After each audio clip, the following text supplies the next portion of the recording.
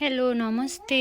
हामी पनि यसपालिको साकुरा हेर्न गयौँ है त। सो कता जाने भनिरहेको थियौँ हामी चाहिँ साकुरा हेर्न। अनि हाम्रो चाहिँ प्लानै नभइकन हामी चाहिँ बिहानै यत्तिकै 9 बजे 10 बजे ल जाऊँ न त भनेर अनि टिकटकबाट यसो ठाउँ खोजेर गयौँ है त। टिकटकमा चाहिँ एकदम राम्रो देखेँ त्यो ठाउँ।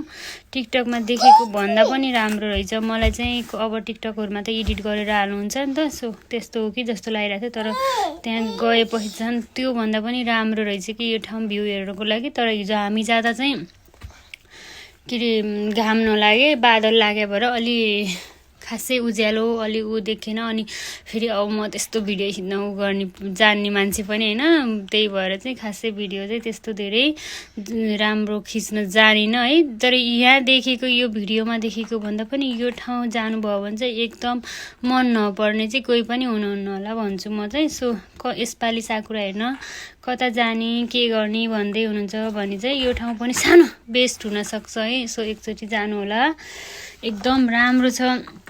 बोटिङ गर्न मन लाग्छ भने बोटिङ पनि गर्न मिल्ने, भ्यूको लागि त झन् भन्नै परेन, एकदम बेस्ट लाग्यो मलाई चाहिँ।